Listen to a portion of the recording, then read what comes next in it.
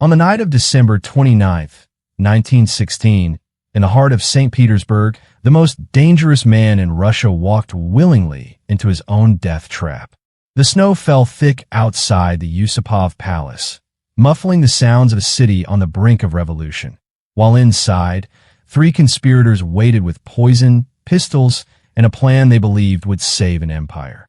Grigory Rasputin stepped from his sleigh onto the frozen courtyard, his wild beard crusted with ice, those infamous steel-gray eyes gleaming in the lamplight.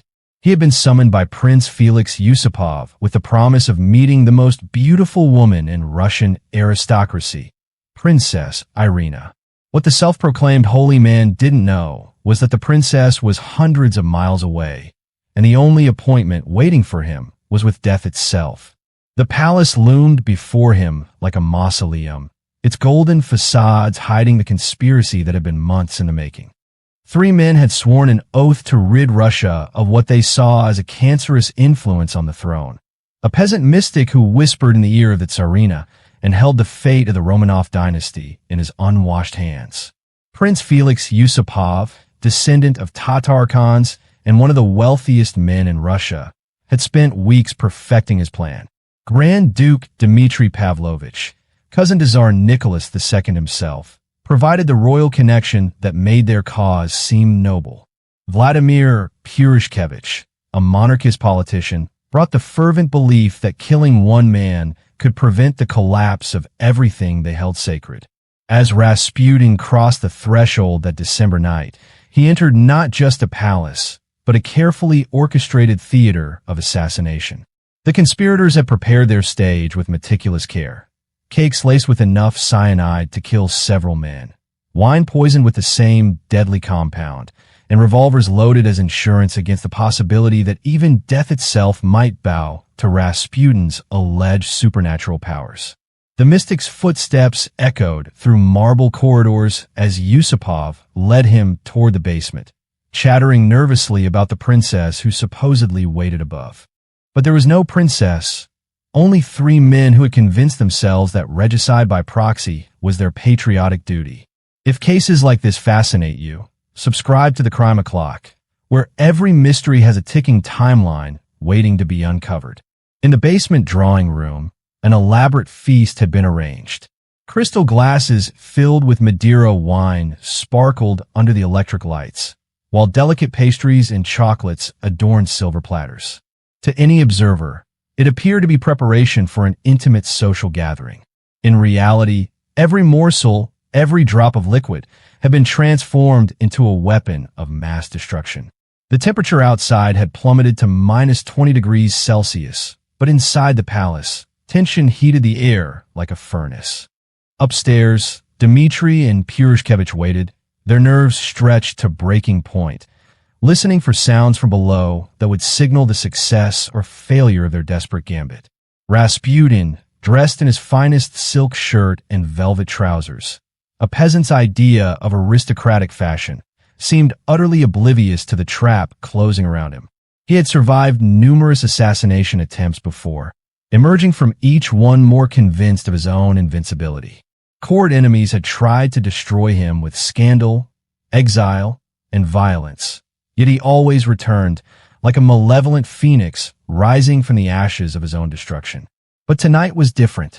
Tonight, the men who sought his death were not hired killers or desperate peasants, but members of the very aristocracy that Rasputin had manipulated and controlled for over a decade. They knew his weaknesses, his vanities, his insatiable appetite for both wine and women. They had crafted their trap with intimate knowledge of their prey. As the palace clock struck midnight, marking the beginning of December 30th, 1916, the final act of Rasputin's extraordinary life was about to commence.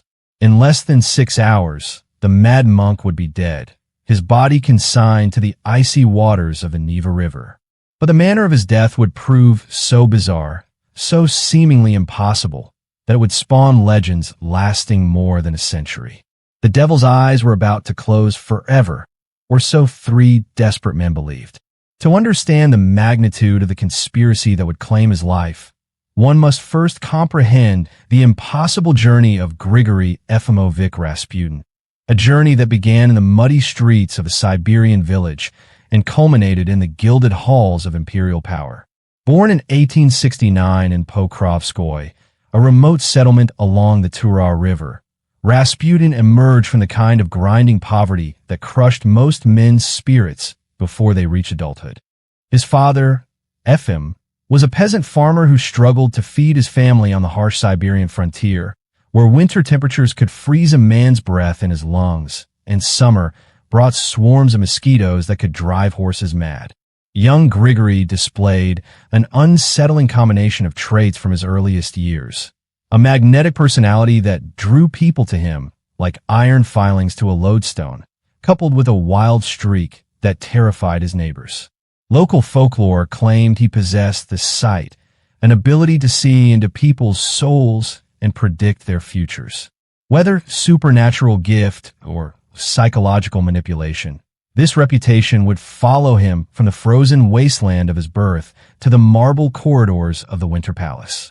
The transformation from village troublemaker to religious mystic began in his late 20s, following a pilgrimage to the Verkhachori monastery.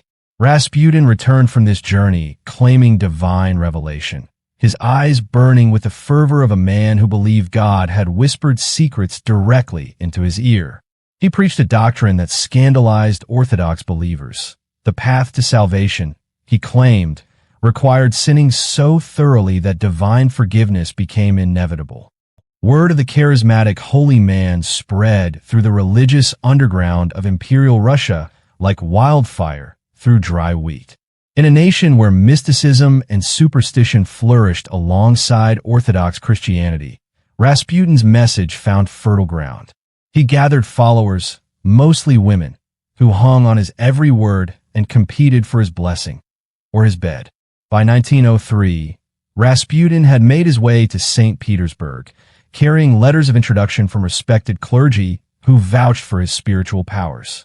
The capital city, with its glittering society and desperate seekers of meaning, proved the perfect hunting ground for a man who understood that faith and fear often walked hand in hand. The mystic's reputation as a healer opened doors that birth and breeding could never have unlocked. Wealthy merchants' wives whispered of miraculous recoveries after sessions with a wild-haired peasant who smelled of hay and horses. Aristocratic ladies spoke in hushed tones of his penetrating gaze and his ability to see into the darkest corners of their souls. But it was a chance meeting in 1905 that would seal both Rasputin's fate and that of the Romanov dynasty itself. Through a network of religious contacts and ambitious social climbers, the Siberian peasant was introduced to Grand Duchess Militsa and Anastasia, sisters known as the Montenegrins, who served as mystical advisors to Tsarina Alexandra. The sisters recognized in Rasputin exactly what the desperate Tsarina needed, a man who claimed direct communication with the divine at a time when the royal family faced their greatest crisis. Their son and heir, Tsarevich Alexei, suffered from hemophilia, a genetic condition that turned every childhood bump and scrape into a potentially fatal bleeding episode. When Rasputin was finally summoned to the Alexander Palace in 1907, he encountered a family living in constant terror. The Tsar and Tsarina watched their beloved son like hawks, knowing that a fall from his bicycle or a rough game with his sisters could trigger internal bleeding that the finest doctors in Europe seemed powerless to stop. Into this atmosphere of medical helplessness and parental desperation stepped a peasant who radiated absolute confidence in his ability to heal. Whether through hypnosis, psychological manipulation, or simple timing, Rasputin's presence seemed to calm the young Tsarevich during his most severe attacks.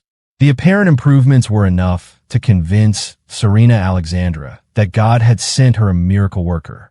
From that moment, Grigory Rasputin ceased to be merely a controversial holy man and became the most powerful individual in the Russian Empire after the Tsar himself. Ministers rose and fell based on his recommendations. Military appointments were made according to his whims. Foreign policy shifted to accommodate his mystical visions. The transformation was complete. The illiterate peasant from Siberia had become the secret ruler of the world's largest country, wielding influence that made princes grovel and generals tremble. But power built on such foundations proves fragile. By 1916, the very aristocrats who once courted his favor were sharpening their knives. By 1910, Grigory Rasputin had achieved something unprecedented in Russian history. A peasant had become the most feared and influential man in an empire ruled by divine right. His power rested not on armies or wealth, but on something far more potent, a mother's desperate love for her dying child. Tsarevich Alexei's hemophilia was more than a medical condition. It was a state secret that threatened the very foundation of Romanov rule. In a monarchy where strength projected stability, the heir to the throne could be felled by something as simple as a nosebleed. The slightest injury triggered internal bleeding that could last for days, leaving the boy writhing in agony while his parents helplessly watched their dynasty's future hemorrhage away. Orthodox medicine offered no solutions. The finest physicians from across Europe examined the Tsarevich, prescribed treatments, and departed with apologetic shrugs. Some recommended complete bed rest. Others suggested exercise to strengthen his constitution. All failed to address the fundamental genetic reality. Alexei had inherited a blood disorder that made every moment of his childhood a potential death sentence. Into this medical void stepped Rasputin with his penetrating gray eyes and absolute certainty. Where doctors spoke in tentative phrases and qualified prognosis, the mad monk declared with prophetic authority that the child would live. When Alexei suffered his most severe crisis in 1912, bleeding internally after a fall in the imperial hunting grounds, the court physicians essentially pronounced him dead. The Tsarina, driven to the edge of madness by grief, sent a desperate telegram summoning Rasputin from Siberia.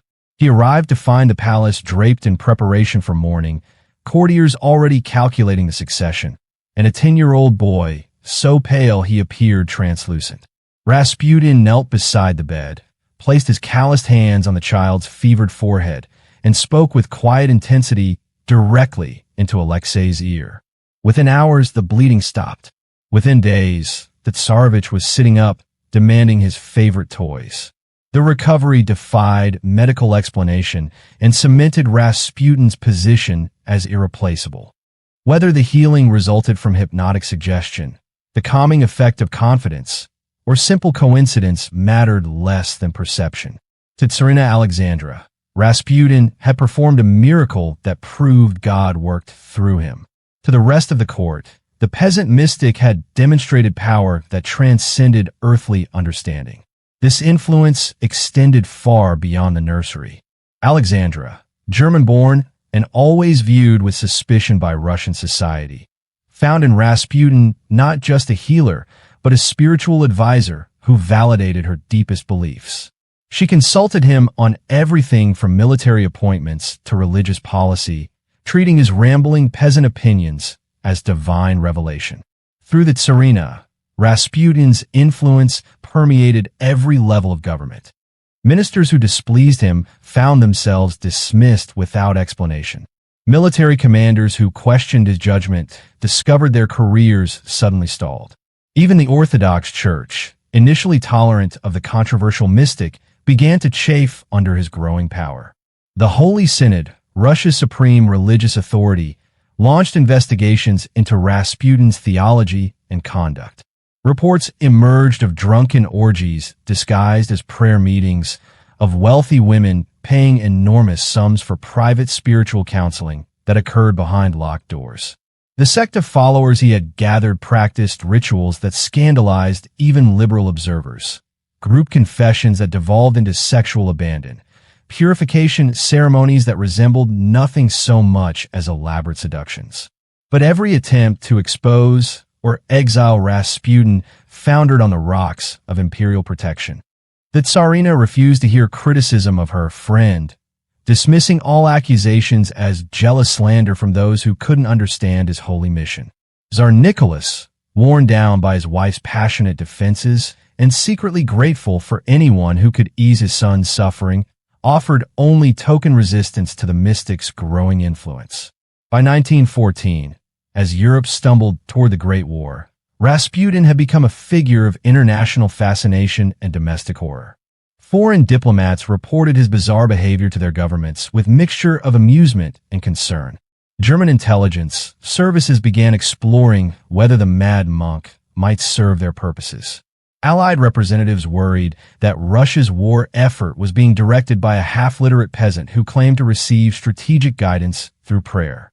The war itself provided Rasputin with unprecedented opportunities to demonstrate his power. He opposed Russia's entry into the conflict, supposedly through divine revelation, and when the military disasters began mounting, his reputation as a prophet only grew stronger. While Russian armies suffered catastrophic defeats and millions of soldiers died in muddy trenches, the mystic who had predicted their doom gained even greater influence over imperial policy. Opposition crystallized among the very aristocrats who had once competed for his favor. They watched in horror as their beloved empire crumbled while a Siberian peasant whispered poison into the Tsarina's ear. The time for half measures and palace gossip had passed. Drastic action was required to save Russia from itself. The autumn of 1916 brought more than falling leaves to St. Petersburg. It brought whispers of treason that would soon crystallize into the most audacious assassination plot in Russian history. Three men, united by desperation and bound by their love of an empire they watched crumbling beneath the weight of one peasant's influence, began meeting in shadowed corners of aristocratic drawing rooms to plan regicide by proxy. Prince Felix Yusupov possessed everything Rasputin could never claim by birth: noble blood stretching back centuries, a fortune that rivaled the Tsar's own, and an education that had polished his mind in the finest universities of Europe. Yet this paragon of aristocratic privilege found himself plotting murder like a common criminal, driven by the conviction that killing one man could save an entire civilization. The Yusupov family fortune, built on gold mines and estates spanning continents, had made Felix the richest man in Russia after the imperial family itself. His marriage to Princess Irina, the Tsar's niece, placed him at the very heart of the Romanov circle. By every measure of birth, breeding, and connection, he should have been untouchable. Instead, he watched in mounting rage as a barely literate peasant wielded more real power than all the ancient nobility combined. Felix's hatred of Rasputin burned with the particular fury of displaced privilege. He had witnessed firsthand how the mystic's influence corrupted court life, turning rational policy discussions into mystical seances and reducing proud ministers to supplicants begging for the holy man's blessing. The prince's own mother-in-law, Grand Duchess Xenia, had confided her fears that Rasputin was driving the imperial family toward destruction. The second conspirator brought royal blood to their cause. Grand Duke Dmitry Pavlovich, at 25, embodied everything the old regime represented: courage, honor, and unquestioning loyalty to the crown. An orphan raised by his uncle, Tsar Nicholas II, Dmitry had been groomed from birth to serve the dynasty that had given him everything. But serving the dynasty, in Dmitry's mind, now required destroying the man who threatened its very existence. As a military officer, he had seen how Rasputin's interference in army appointments and strategy contributed to Russia's catastrophic performance in the Great War. While soldiers died from incompetent leadership and inadequate supplies, the mystic played politics in the imperial palace, treating military matters like pieces on a chessboard that only he understood. Dmitry's participation lent the conspiracy legitimacy that mere aristocratic outrage could never achieve. When a Grand Duke, a member of the imperial family itself, declared Rasputin a threat to the throne, opposition could be framed as loyalty rather than treason.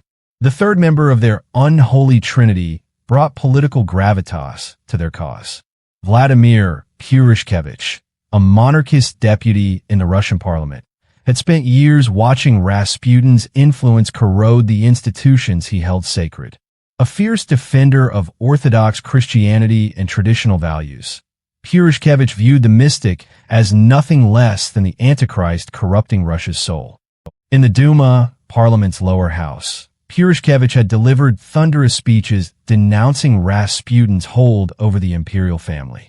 His words, reported in newspapers across the empire, gave voice to the growing conviction among Russia's educated classes that the monarchy itself had been compromised by dark forces.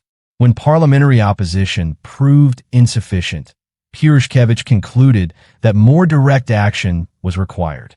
The three men began meeting in November 1916, their conspiracy taking shape in the elegant surroundings of the Yusupov palace. They spoke in code, referring to their target as the problem or the situation, but their meaning was clear to anyone who observed their intense conferences. Felix's wife, Princess Irina, later claimed she sensed the murderous intent radiating from their discussions like heat from furnace. Planning the assassination required solving several complex problems. Rasputin, despite his reputation for excess, remained surprisingly difficult to approach. He had survived previous attempts on his life through a combination of luck, cunning, and what his followers insisted was divine protection. Any new plot would need to overcome not just his natural suspicion, but also the network of devotees who served as his early warning system. The conspirators decided that intimacy, not stealth, would be their weapon. Rather than hiring professional killers or staging a street ambush, they would lure Rasputin into a private setting where his guard would be lowered and his escape routes eliminated. Felix, with his reputation as a bon vivant and his marriage to the beautiful Princess Irina, possessed the perfect bait. Rasputin's weakness for aristocratic women was well documented. He collected relationships with titled ladies like trophies, each conquest serving to validate his power over Russia's ruling class. The promise of meeting Princess Irina, widely considered one of the most beautiful women in the empire, would prove irresistible to a man whose vanity equaled his ambition. Through December, the conspirators refined their plan with obsessive attention to detail. They would use poison first, hoping for a quiet death that could be attributed to natural causes. If that failed, guns would serve as backup. The body would be disposed of in the Neva River, its icy currents carrying away the evidence of their desperate gambit. What none of them anticipated was that their victim would prove as difficult to kill as he had been to control. December 29th, 1916, dawned gray and bitter across St. Petersburg, the kind of winter day that seemed to leach hope from the very air. While most of the city's residents huddled indoors against temperatures that could crack stone, Prince Felix Yusupov prepared to extend the most lethal invitation in Russian history. The telephone call came at mid-morning, Yusupov's cultured voice carrying across the crackling wire to Rasputin's modest apartment on Gorokhovaya Street. The prince spoke with carefully modulated casualness, discussing social pleasantries while his heart hammered against his ribs like a caged bird desperate for freedom. "My dear Grigory Efimovic," Felix began, using the formal address that acknowledged Rasputin's position without quite granting him aristocratic equality. "I find myself in the most delightful situation. My wife has expressed the greatest curiosity about meeting you. She has heard so much about your remarkable abilities." On the other end of the line, Rasputin's interest sharpened like a predator scenting prey. Princess Irina Alexandrovna was not merely beautiful. She was royal blood incarnate, granddaughter of Tsar Alexander III and niece to the current emperor. For a Siberian peasant who collected aristocratic conquests like hunting trophies, she represented the ultimate prize. "The princess wishes to meet me." Rasputin's voice carried that peculiar mixture of humility and arrogance that had made him so many enemies among the court circles. "I am honored by her interest, though hardly surprised. The Lord works through me to draw those who seek spiritual guidance." Felix gripped the telephone receiver until his knuckles went white, forcing his voice to remain steady as he delivered the crucial details. "Tonight will be perfect if you're available. We could arrange a quiet evening, just the three of us. Irina is curious about your healing methods. She has heard remarkable stories." The bait was perfect, crafted from intimate knowledge of Rasputin's psychology. The mystic's ego required constant feeding, and the prospect of impressing a princess with his divine gifts proved irresistible. Moreover, the suggestion of healing carried deeper implications. Princess Irina was young, beautiful, and married to one of Russia's richest men. Any spiritual guidance he might provide would cement his influence over yet another powerful family. "I shall be delighted to meet Her Imperial Highness," Rasputin replied, his voice already taking on the unctuous tone he reserved for his most important clients. "The Lord's work knows no rest, and if I can bring comfort to one of such noble blood, it is my sacred duty." They agreed to meet at midnight, a timing that served the conspirators' purposes perfectly. The late hour would ensure privacy, minimize witnesses, and provide cover for disposing of evidence under the protection of winter darkness. Felix suggested that Rasputin come alone, framing the request as necessary discretion for a lady's reputation. After ending the call, Felix immediately contacted his co-conspirators. Grand Duke Dmitry was to arrive by 11:30, ostensibly for a social evening that would provide his alibi. Purishkevich would come separately, entering through a side entrance to avoid being seen by servants or casual observers. The afternoon hours crawled by with agonizing slowness. Felix spent them in a state of barely controlled anxiety, alternately pacing his study and staring out at the snow-covered city where his victim went about what would prove to be his final day of life. The prince's servants noticed his distraction, but attributed it to the pressures of wartime society. Everyone seemed on edge as 1916 limped toward its conclusion. Meanwhile, Rasputin prepared for what he believed would be another triumph in his remarkable career of social climbing. He selected his finest clothes, a silk shirt of deep blue, velvet trousers, and a beaver coat that had been a gift from one of his wealthy admirers. His boots were polished to mirror brightness, and he took unusual care with his appearance, trimming his wild beard and attempting to tame his notorious hair. The mystic's final day was spent much like any other, receiving supplicants who sought his blessing, dictating letters to his secretary, and holding court in his apartment's drawing room where the wealthy and desperate gathered to hear his pronouncements. None of his visitors could have suspected they were witnessing the last hours of the man who had terrorized Russia's ruling class for over a decade. As evening approached, Rasputin dismissed his usual companions and prepared to venture out alone into the frigid night. His daughter Maria later recalled begging him not to go, claiming she had experienced a prophetic dream of danger. But Rasputin, intoxicated by the prospect of adding a princess to his collection of influential admirers, waved aside her concerns with characteristic arrogance. At 11:45, a sleigh arrived at his apartment building. The driver, actually Felix in disguise, kept his face hidden beneath a heavy muffler as Rasputin climbed aboard. The mystic settled back into the fur-lined seat, completely unaware that he was taking his final ride through the streets of St. Petersburg. The sleigh bells jingled merrily as they glided through empty streets toward the Yusupov palace, their cheerful sound a grotesque counterpoint to the deadly purpose of the journey. Behind them, Rasputin's apartment fell dark and silent, while ahead waited three men with poison, pistols, and a desperate conviction that one murder could save an empire. The Mad Monk's Last Supper was about to begin. The basement of the Yusupov palace had been transformed into an elaborate death trap disguised as a gentleman's drawing room. Persian rugs covered the stone floors, electric lights cast warm shadows across mahogany furniture, and a gramophone played soft music to mask any sounds that might drift upstairs.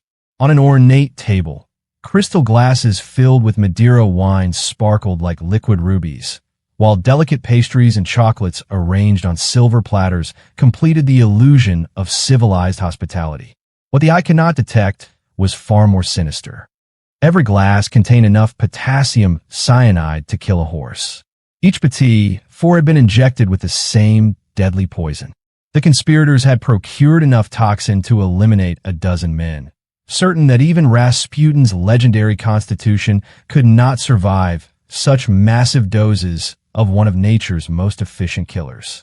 At 12:30 in the morning of December 30th, Felix led his unsuspecting guest down the marble staircase in what he had privately dubbed the execution chamber. Rasputin descended with the confidence of a man who had survived countless enemies and emerged stronger from every conflict. He wore his finest silk shirt and carried himself with the bearing of someone accustomed to being the most important person in any room. "Where is the beautiful princess?" Rasputin inquired, his small eyes scanning the elegant basement for signs of his promised conquest. His voice carried that peculiar mixture of peasant roughness and cultivated smoothness that had made him equally fascinating and repulsive to Russian high society. Felix's throat constricted with nervous tension as he delivered the lie that would seal his victim's fate. "Irina is upstairs with guests, finishing her evening toilette. She asked me to entertain you while she prepares for our private meeting. She's particularly eager to hear about your healing powers. She suffers from terrible headaches that no doctor can cure." The mystic's ego expanded visibly at this flattery. Here was yet another member of the imperial family seeking his miraculous intervention, further proof of his divine mission. He settled into the offered chair with the satisfaction of a man whose expectations were being perfectly fulfilled. "Please, help yourself to refreshments," Felix urged, gesturing toward the poisoned feast with hands that trembled despite his efforts at control. "The wine is particularly fine from our private cellars, and these chocolates are a specialty from Paris." Rasputin reached for a glass of Madeira with casual grace, raising it in a mock toast. "To the health of Princess Irina, and to the mysterious ways in which God brings souls together." He drained half the glass in a single swallow, then immediately reached for one of the deadly pastries. Felix watched in fascination and growing horror as his victim consumed enough poison to kill an elephant. The cyanide should have acted within minutes, causing convulsions, respiratory failure, and rapid death. Instead, Rasputin continued eating and drinking with apparent pleasure, commenting on the excellence of the wine and requesting more delicacies. 20 minutes passed, then 30. Rasputin showed no signs of distress beyond a slight flushing of his cheeks, which could easily be attributed to the wine's warmth. He consumed glass after glass of the poisoned Madeira, devoured chocolate after chocolate, and grew increasingly animated rather than weaker. Felix excused himself and raced upstairs to consult with his co-conspirators. Grand Duke Dmitri and Purishkevich were waiting in Felix's study, their nerves stretched to the breaking point as they listened for sounds of their victim's death throes from below. "He's eaten and drunk enough poison to kill 10 men, Felix whispered in panic. "Nothing is happening. Nothing at all. It's as if the cyanide were sugar water." Dmitri's face went pale beneath his military bearing. Perhaps the poison was defective, or maybe he built up some immunity through his habits. Purishkevich, the most practically minded of the three, drew his revolver with grim determination. "Then we use the backup plan. One of us goes down there and finishes this properly." Felix, as the host and primary architect of their plot, accepted the terrible responsibility. He descended the stairs once more, a loaded Browning pistol concealed in his jacket pocket, to find Rasputin examining a jeweled crucifix on the mantelpiece. "Your palace is magnificent," the mystic commented without turning around. "But I sense darkness here, Felix Felixovich. Something evil lurks in these walls." The irony was almost too much to bear. Felix drew his weapon with shaking hands, pointing it at Rasputin's broad back. "You're right about the evil," he whispered. "It ends tonight." The gunshot exploded through the basement like thunder, the bullet striking Rasputin in the chest and spinning him around to face his killer. The mystic's eyes, those legendary gray orbs that had mesmerized emperors and terrified ministers, widened in shock and pain before he collapsed onto the Persian rug. Felix dropped the smoking pistol and fled upstairs to his conspirators. They waited in tense silence for several minutes before deciding to examine their victim's body. What they discovered in that basement would haunt their nightmares for the rest of their lives. Rasputin was gone. A trail of blood led from where he had fallen toward the stairs, and the massive wooden door that had been securely locked now stood open to the frigid night. Somehow, impossibly, A man who had consumed enough poison to kill a regiment and taken a bullet to the chest had found the strength to escape into the palace courtyard. The conspiracy was about to become a nightmare beyond their wildest fears. The courtyard of the Yusupov palace erupted into chaos as three desperate men pursued their seemingly indestructible victim across the frozen snow. Rasputin, blood streaming from his chest wound, staggered toward the palace gates with the determination of a man who refused to accept that death had already claimed him. In the bitter cold of that December night, with temperatures plummeting below minus 20 degrees Celsius, the wounded mystic should have collapsed within yards. Instead, he lurched forward through knee-deep drifts, his heavy breathing creating clouds of vapor that dissipated like departing souls in the Arctic air. Grand Duke Dmitri reached him first, tackling the bleeding man from behind and sending both of them sprawling into the snow. But Rasputin's legendary strength had not abandoned him. He threw off the younger man with a roar of rage that seemed to come from the depths of hell itself. "Felix," Rasputin's voice carried across the courtyard with terrifying clarity. "You have betrayed me, but you cannot kill Grigory. You cannot kill Grigory." Purishkevich, his military training overriding his shock at witnessing what appeared to be a resurrection, drew his service revolver and fired twice in rapid succession. The first bullet struck Rasputin in the shoulder, spinning him around like a grotesque dancer. The second found its mark in his back between the shoulder blades, and should have pierced his heart. Yet still the mad monk remained standing, swaying like a tree in a hurricane, but refusing to fall. Blood stained the pristine snow in spreading circles of crimson that looked black in the pale moonlight. His silk shirt, once the finest garment in his peasant wardrobe, now hung in tatters that revealed wounds that should have been instantly fatal. Felix, overcome by a mixture of terror and rage, grabbed a heavy wooden club, part of a broken fence post, and began beating their seemingly immortal victim with savage intensity. Each blow landed with a wet sound which striking flesh and bone. Yet Rasputin continued to struggle, his hands clawing at his attackers like the talons of some prehistoric beast. Felix screamed, his aristocratic composure completely shattered. "Why won't you die?"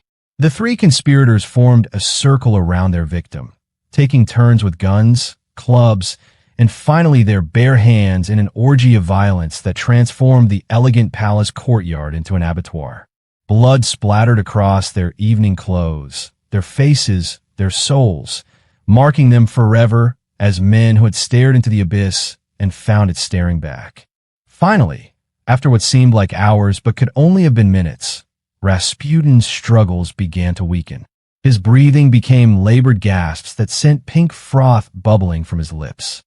His legendary eyes, those hypnotic gray orbs that had held emperors in thrall, began to glaze with the unmistakable film of approaching death.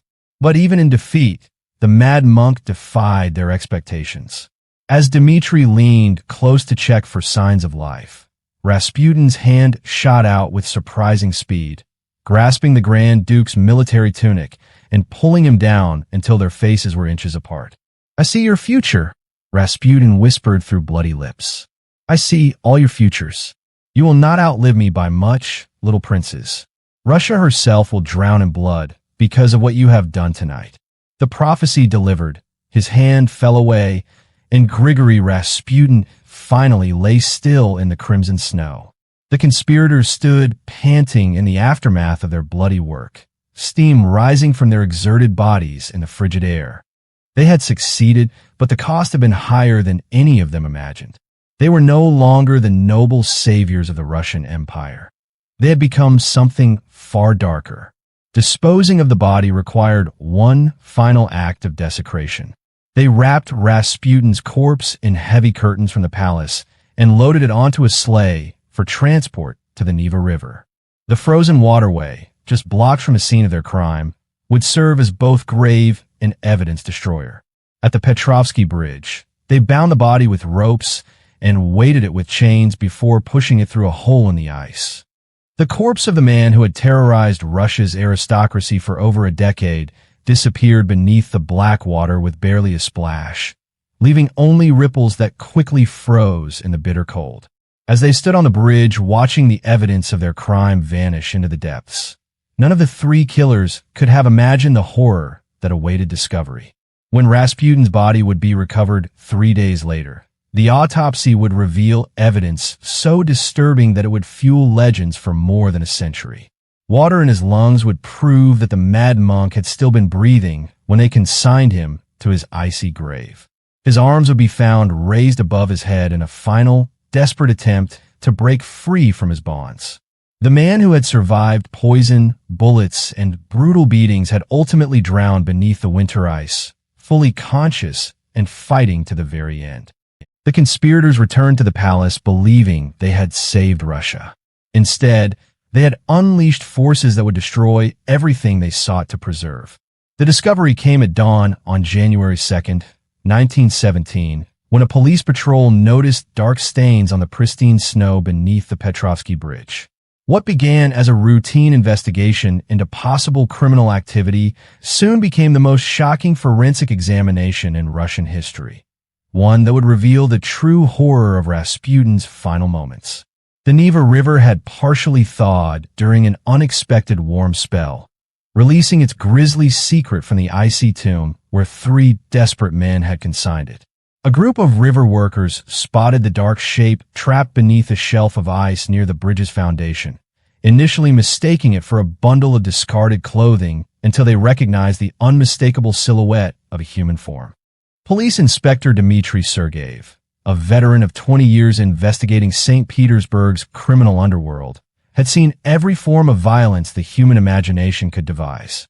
Nothing in his experience, however, had prepared him for the condition of the corpse that was hauled from the freezing waters that morning. The body bore wounds that defied medical explanation. Bullet holes punctured the chest, shoulder, and back, any one of which should have been instantly fatal. Massive contusions covered the skull and torso, evidence of a beating so savage it had crushed bones and ruptured internal organs. Most disturbing of all, the victim's fingernails were torn and bloody, and his arms were raised above his head in a position that suggested he had been conscious and struggling even after being thrown into the river. Dr. Dmitry Kosoratov, the capital's most respected forensic pathologist, was summoned to conduct the autopsy. His preliminary examination confirmed what the physical evidence suggested. Grigory Rasputin had endured torments that would have killed most men several times over, yet had somehow clung to life until the very end.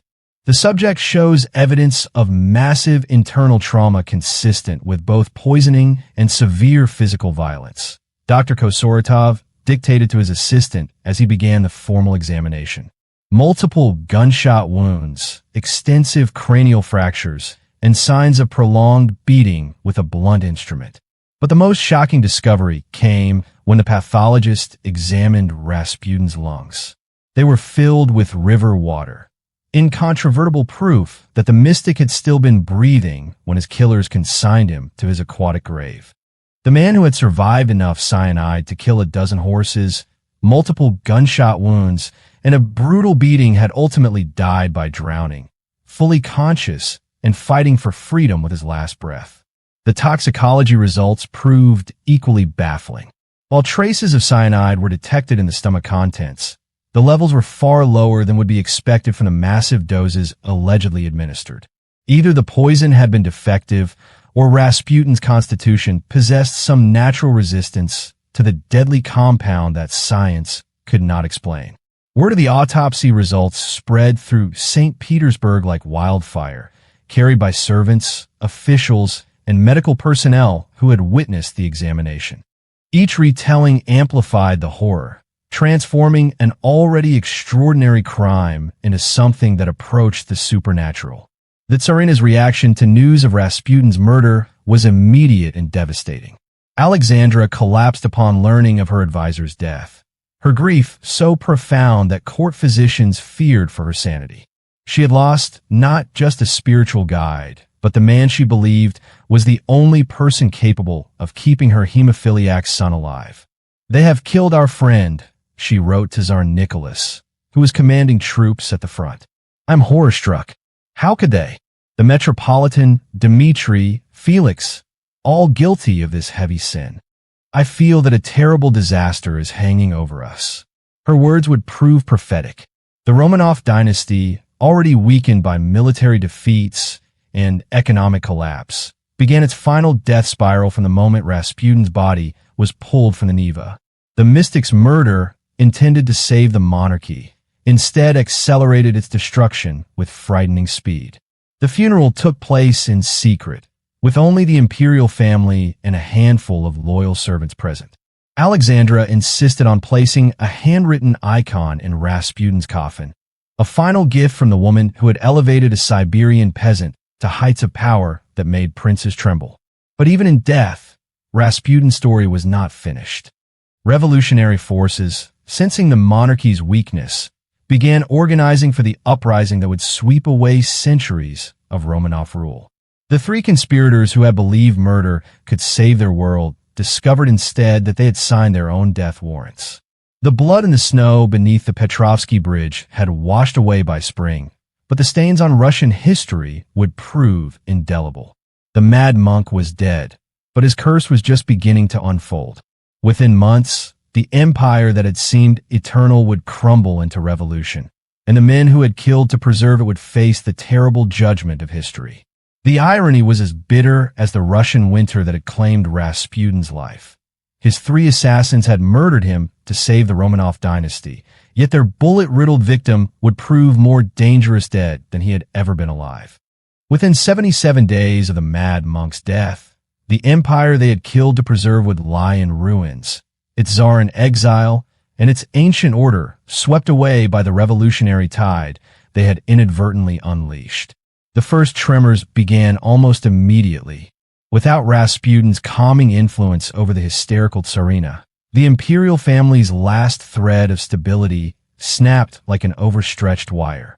Alexandra, consumed by grief and paranoia, withdrew into mystical mourning that left her incapable of the political maneuvering required to hold power in a disintegrating state. Tsar Nicholas II, recalled from military headquarters to deal with growing unrest in the capital, found his wife transformed into a hollow shell of her former self. The woman who had once dominated court politics through her mystic advisor now spent her days weeping over letters from the dead man and consulting fortune tellers who promised contact with his spirit. The vacuum of leadership that Rasputin's death created was filled not by competent ministers or loyal nobles, but by revolutionary agitators who recognized opportunity when they saw it. Lenin, still in Swiss exile, penned urgent letters to his followers urging them to exploit the monarchy's moment of maximum vulnerability. The autocracy has decapitated itself, he wrote from Zurich. Now we must ensure it bleeds to death before it can grow a new head. Prince Felix Yusupov, Grand Duke Dmitry, and Vladimir Purushkevich watched in mounting horror as their patriotic murder precipitated exactly the catastrophe they had sought to prevent. The empire was not rallying around a purified throne. It was convulsing in its death throes, and their hands were stained with its blood as surely as with Rasputin's. On March 8, 1917, International Women's Day, bread riots erupted in St. Petersburg's working-class districts. What began as protests over food shortages quickly evolved into something far more dangerous, a general uprising against the Romanov regime itself. Workers abandoned their factories, soldiers joined the demonstrators, and the capital descended into revolutionary chaos. The Tsar's attempts to restore order through military force collapsed when the army units tasked with suppressing the riots instead joined them. Centuries of accumulated grievances against aristocratic rule found expression in the streets, where crowds chanted not just for bread, but for the complete overthrow of the imperial system. Nicholas II, faced with the choice between civil war and abdication, chose the path that Rasputin, had he lived, might have talked him out of taking. On March 15, 1917, the last Tsar of all the Russias signed the document that ended 300 years of Romanov rule, believing he was saving his family and his country from bloodshed. The provisional government that replaced the monarchy proved no match for the revolutionary forces that Rasputin's death had helped unleash. Alexander Kerensky, the democratic socialist who briefly led post-imperial Russia, later admitted that the mystic's assassination had been the crucial catalyst that made revolution inevitable. Had Rasputin lived, Kerensky reflected years later in exile, he might have provided the stability necessary for gradual reform. His death removed the last restraint on the Tsarina's hysteria and created the chaos that made our revolution possible. By November 1917, Vladimir Lenin's Bolsheviks had seized control of the Russian state in a coup that would reshape the world. The moderate Democrats who had initially benefited from the monarchy's collapse found themselves swept aside by radicals who promised not reform, but complete transformation of Russian society. The three conspirators who had believed they were saving Russia from Rasputin's malign influence discovered they had instead delivered their homeland to forces far more destructive than one peasant mystic could ever have been. Felix Yusupov fled to exile in Western Europe, carrying nothing but the clothes on his back from the fortune that had once made him Russia's richest man. Grand Duke Dmitry, spared immediate execution only by his military service record, was banished from Russia and spent his remaining years as a stateless refugee, dependent on the charity of European relatives who had once envied his proximity to imperial power. Vladimir Purishkevich, the monarchist politician who had helped orchestrate the murder to preserve traditional values, lived just long enough to see those values ground to dust beneath the boots of Bolshevik commissars. He died in 1920, broken by the realization that his patriotic act had hastened the destruction of everything he held sacred. The revolution they had inadvertently triggered consumed not just the Romanov dynasty, but millions of Russian lives in the Civil War, famines, and purges that followed. The stable, autocratic empire they had murdered to preserve was replaced by a totalitarian state that would prove far more deadly than any mystic's influence. Rasputin, it seemed, had won his final victory from beyond the grave.